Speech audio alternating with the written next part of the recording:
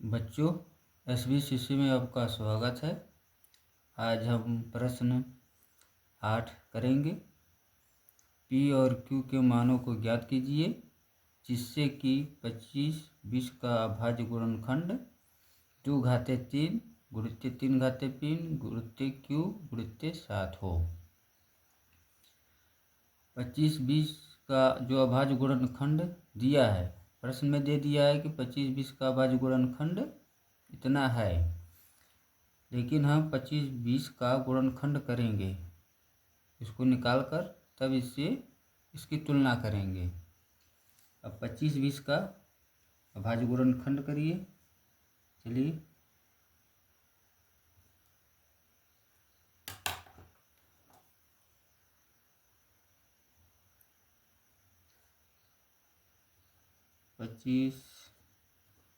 अब इसका अभाज्य गुणनखंड कर दीजिए। 2 से काट दीजिए।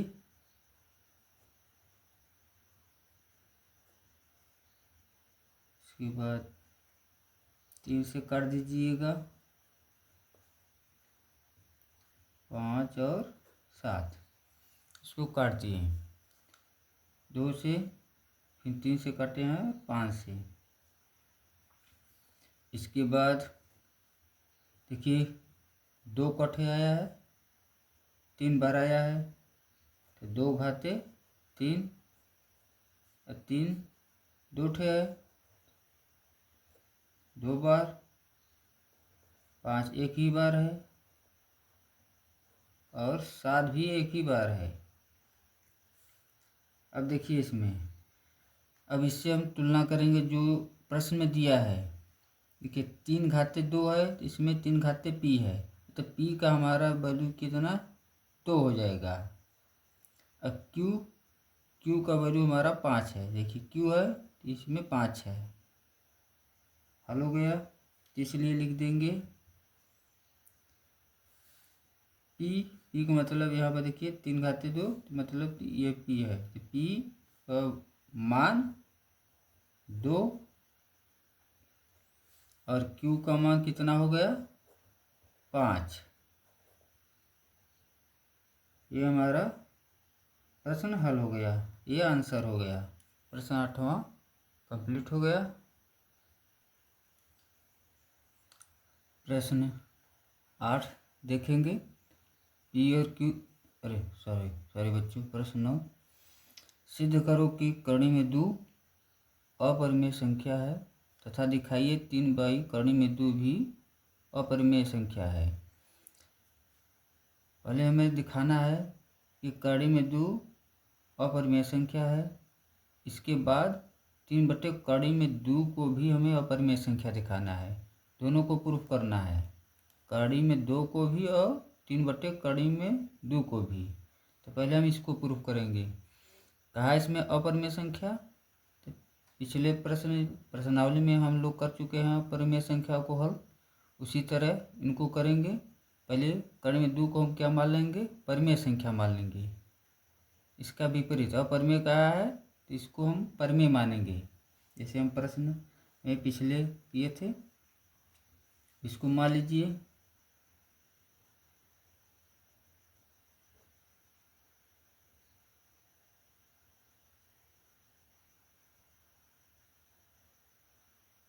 माना कर्ण में 2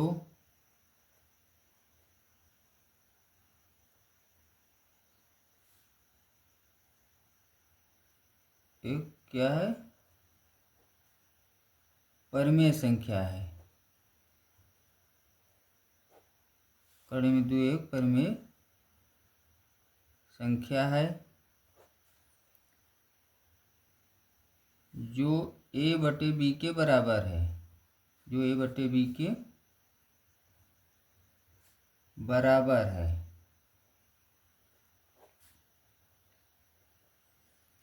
इसका मतलब कि कर्ण में 2 A/B के बराबर है। जैसे हम लिखे हैं, इसका मतलब ये इसके बराबर है, तो इसको लिख दिए। कर्ण में 2 बराबर A/B। अगर इसमें शर्त है कि जहाँ बी जीरो नहीं होना चाहिए, बी जीरो नहीं होना चाहिए। क्यों? हर जीरो नहीं होगा। यदि हर जीरो हो जाएगा तो हमारी परिमेय संख्या नहीं होगी। इस शर्त ध्यान रखिएगा कि हर जीरो कभी भी न हो, नहीं तो वो परिमेय संख्या नहीं होगी।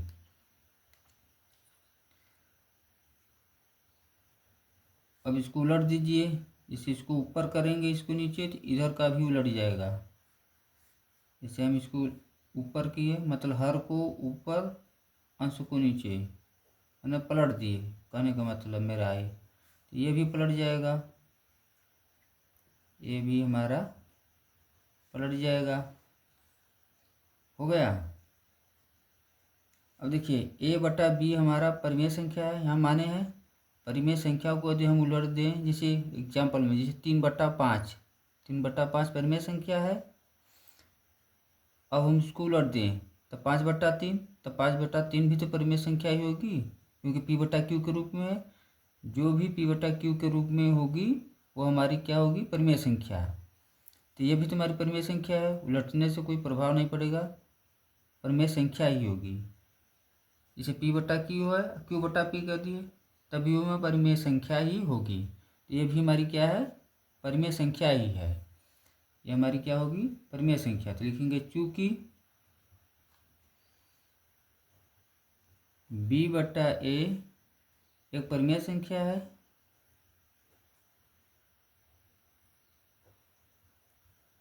परिमेय संख्या है,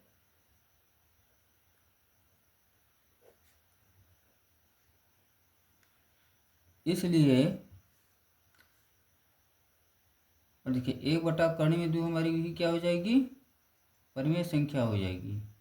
इसलिए 1/2 भी एक परिमेय संख्या ही होगी, एक परिमेय संख्या।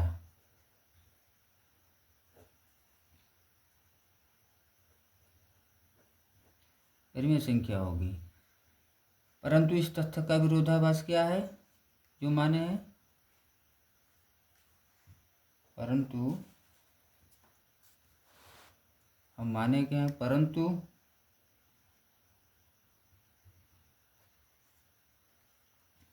इस तथ्य जो ऊपर माने है कि परिमेय, परंतु इस तथ्य का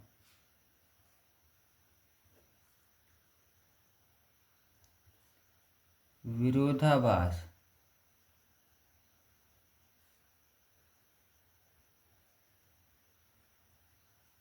इस तथ्य का विरोधाभास है कि 1/2 एक अपरिमेय संख्या है, एक अपरिमेय संख्या है। क्या है? एक अपरिमेय संख्या है।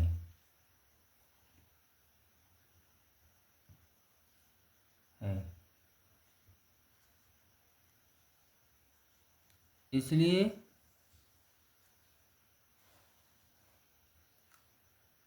हमारा मानना, जो माने थे परिमेय ऊपर, इसलिए हमारा मानना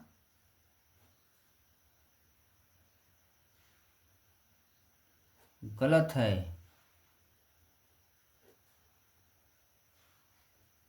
हमारा मानना गलत है।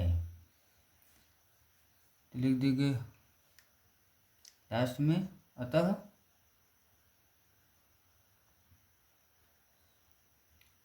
जो सवाल में है कड़ी में दो,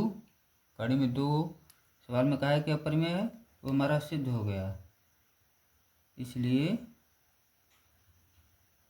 हमारा प्रूफ हो गया कि कड़ी में दो एक हमारी क्या है? अपरिमेय संख्या है। अपरिमेय संख्या है। ये हमारी प्रूफ हुई। एक तो हमारा सिद्ध हो गया, कड़ी में 2 कहा था सवाल में हमारा कहा था कड़ी में 2 अपरिमेय, तो ये हमारा प्रूफ हो गया कि कड़ी में 2 एक अपरिमेय संख्या है। लेकिन क्वेश्चन में और भी कहा है, एक क्वेश्चन में और भी पूछा है इसको सिद्ध करने के लिए।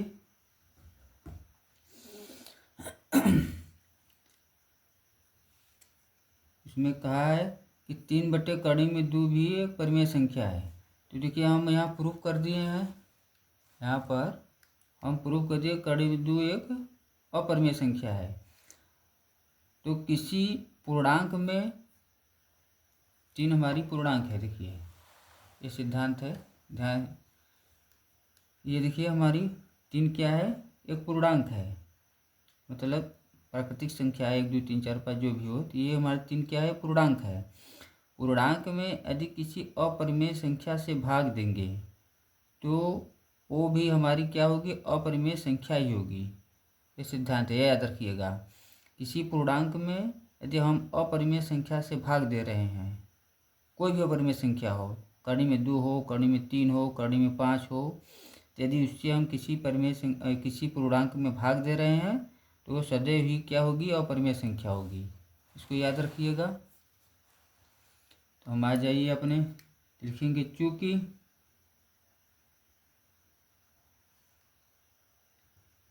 तीन एक पूर्णांक है,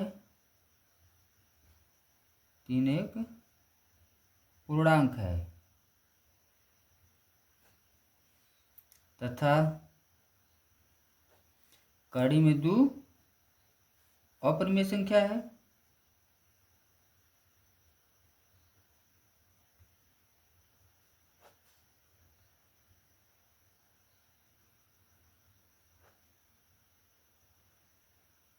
अपरिमेय संख्या है, बता दें किसी पूर्णांक के हम भाग देंगे तो क्या होगी, हमारी अपरिमेय संख्या ही होगी। तो लिख देंगे 3 कड़ी में 2 एक अपरिमेय संख्या है।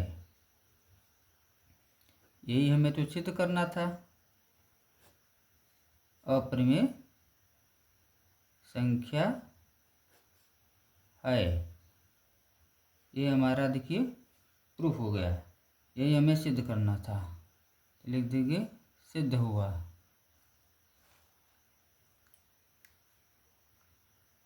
यह इति सिद्धम,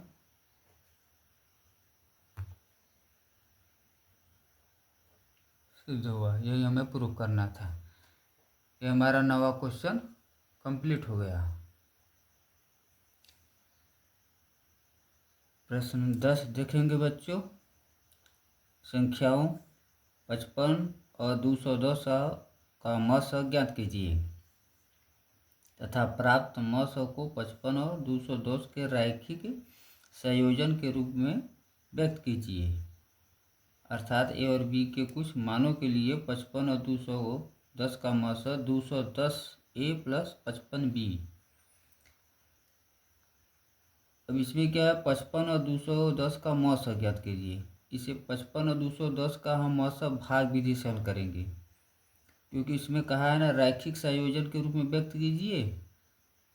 इसको 55 और 210 को हम भाग विधि से ही हल करेंगे, क्योंकि रैखिक संयोजन बदे हमें उसी का सहारा लेना पड़ेगा। तो चलिए देखिए भाग विधि से ये कैसे हल होगा।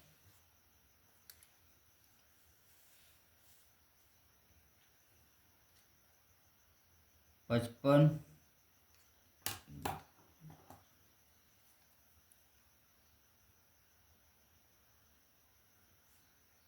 210 में भाग दीजिए, 210 में भाग दीजिए।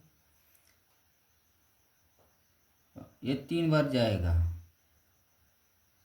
यहाँ पर आ जाएगा 165।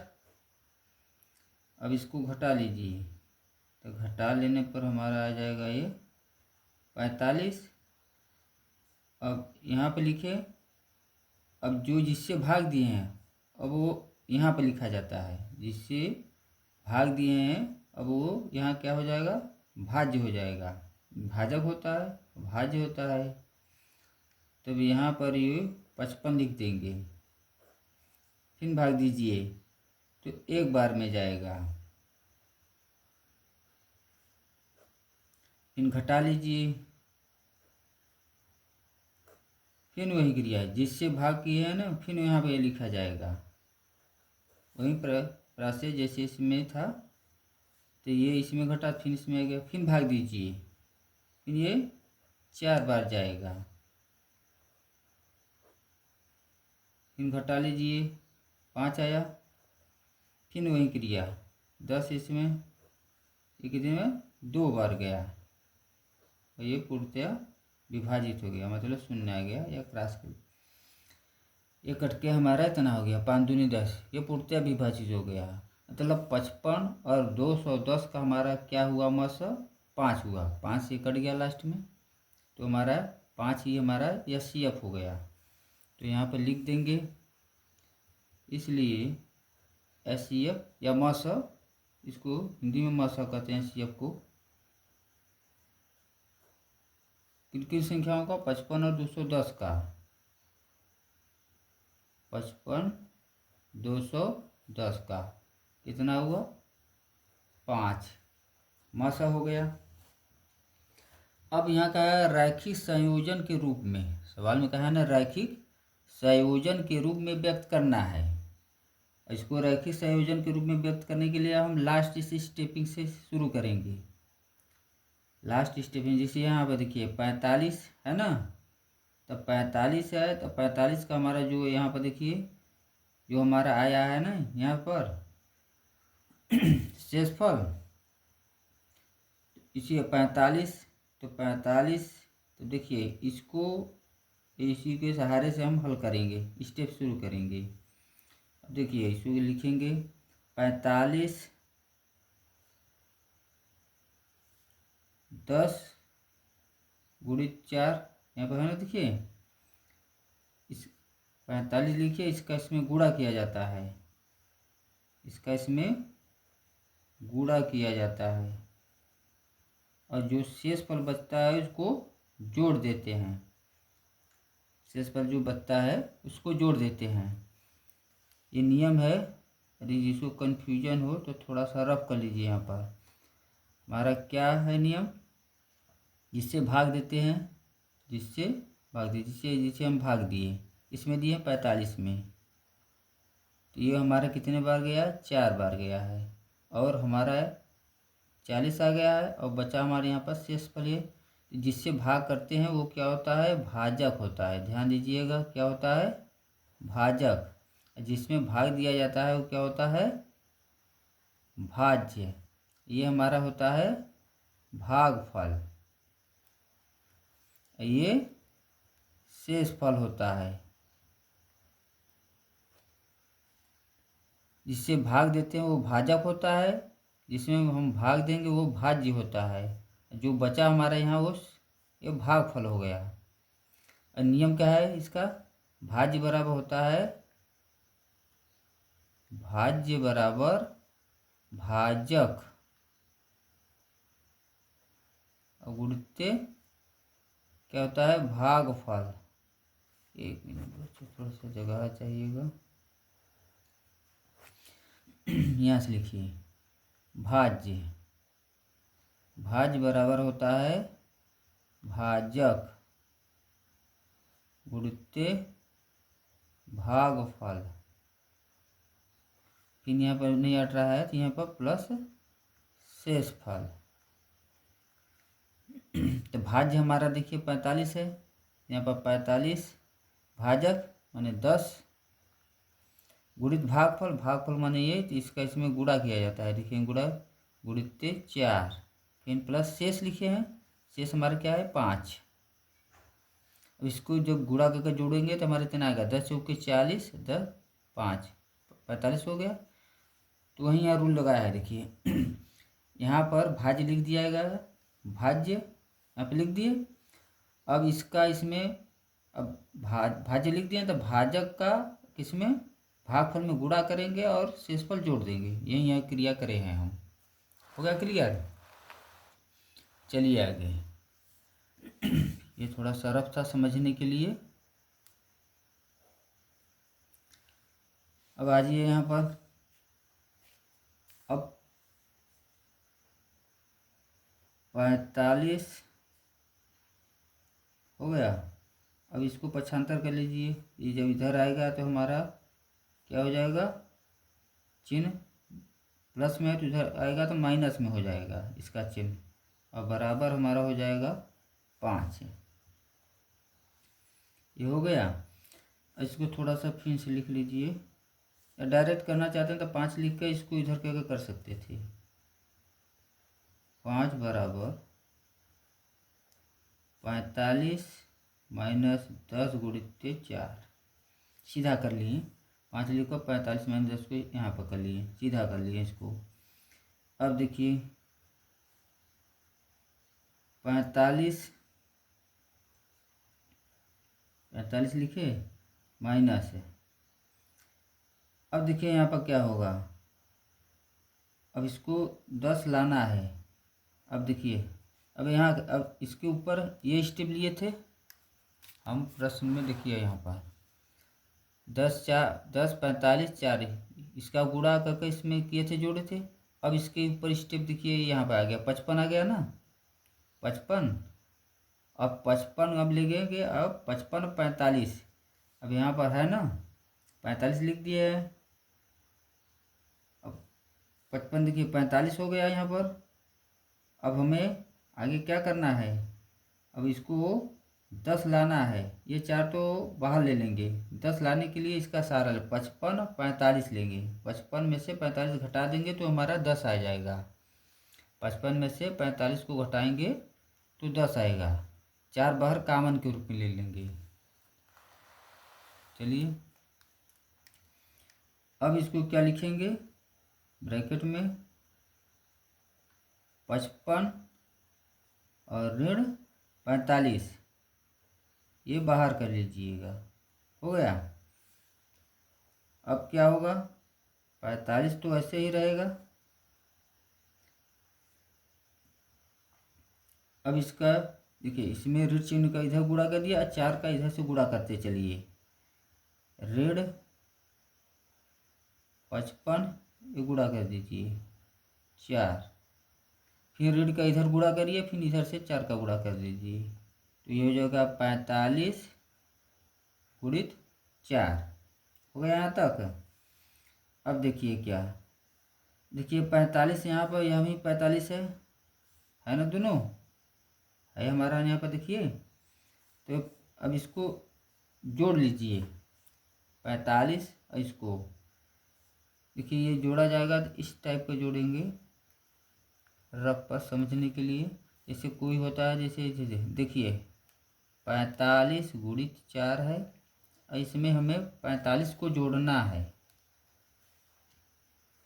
तो 45 को कॉमन ले, दोनों में है ना 45 कॉमन ले लीजिए, तो ये 4 इसमें बचा। जब कॉमन लिए तो यहाँ 1 बच जाएगा, तो 45 अब इसको जोड़ देंगे तो कितना आ जाएगा, 5 आ जाएगा। तो ये देखिए, इनको हम जब हल किए, जोड़े तो हमारा 45 गुणित 5। तो हम अब लिख सकते हैं इसके, जब इनको जोड़ेंगे तो हमारा यहीं आएगा 45 गुणित 5, यहीं कर दीजिए 45 गुणित 5 हो गया। फिर ये लिख दीजिए जो है 55 गुणित 4। अभी देखिए आगे, अब क्या होगा, यहाँ तक तो हो गया। अब हमें ऊपर जो लास्ट है, यहाँ पर आइए, जहाँ से भाग दिए हैं 210 55 दिख रहे हैं। अब 210 अब 55 का सहारा लेंगे इसको हल करने के लिए। आगे के 210 और 55 का इसमें हम सहारा लेंगे। देखिए अब आगे कैसे होगा। अब यहाँ तक तो हो गया है। अब इसके बाद हम क्या करेंगे, अब इसके आगे क्या करेंगे, देखिए वहाँ ऊपर बताए थे कि 210 55 है। अब 210 और 55 का सहारा लेंगे। अब इसमें क्या करेंगे कि 210 जो है, 210 में ये 55 का गुणा करें, 210 लिखेंगे जो लास्ट क्वेश्चन में हमारा है यहाँ पर 210 लिखेंगे, और जो 55 है देखिए यहाँ 55 और 3 का इसमें गुणा करेंगे और वहीं घटा देंगे। आ जाइए स्टेप पर। अब देखिए इसमें रैखिक संयोजन कहा है ना, इसलिए हो रहा है ऐसा, नहीं तो डायरेक्ट इसका मसला निकाल दिया जाता। अब हम क्या करेंगे कि 210 लिखेंगे, जो बताए 210 है माइनस 55 गुणित्ते 3। ये देखिए ये इसके लिए क्या है पता है। अब ये इसमें 5 है तो 5 ऐसे ही रहेगा। अब देखिए 210 इसका इसमें गुणा कर 210 में से घटा दीजिए तो हमारा क्या आएगा 45 ही आएगा। इसका जब गुणा करेंगे तो 165 होगा। 165 210 में से घटा दीजिए, हमारा 45 आएगा। अब 5 को ऐसे ही लिख दिए, हो गया यहाँ तक। अब ये जो आगे की है हमारी संख्या उसको जस का तस उतार लेंगे। अब आगे स्टेप बढ़िए। अब इसके बाद क्या होगा, अब इसके बाद इसका गुणा कर दीजिए। इसका 210 में 5 का, इसका इसमें ये हो जाएगा 210 गुणित 5, इसमें गुणा कर दीजिए। ये हो जाएगा हमारा 55 गुणित 15, ये 55 गुणित 4 है। अब देखिए इसमें 55, देखिए इसमें 55 इसमें भी आया है, दोनों देखिए ऋणात्मक है। 55 इसमें काम लीजिए, जैसे इसमें किए थे तो 55 काम ले लेंगे तो इसको जोड़ लीजिए। तो इसको जब जोड़ेंगे तो हमारा 19 आएगा। तो लिख सकते हैं 210 गुणित 5। अब इसको जोड़ लीजिए, या जोड़ लेंगे तभी हो आएगा, जैसे समझिए। या 55 कामन लेकर 15 4 को जोड़ लीजिए, ऐसे भी। तो ये हमारा आ जाएगा 55 गुणित 19, ये आ गया।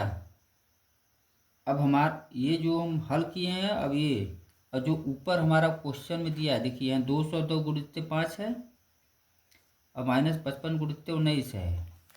और हमारा जो प्रश्न में दिया है यहाँ पर देखिए 210 गुणित 210 ए प्लस 55 बी।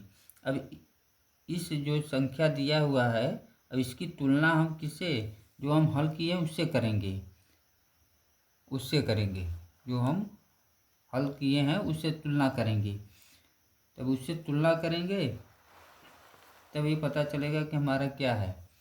देखिए उसमें 210 गुणित ए है, इसमें हमारा 5 आया है, तो ए का वैल्यूएशन हमारा क्या हो गया 5 है।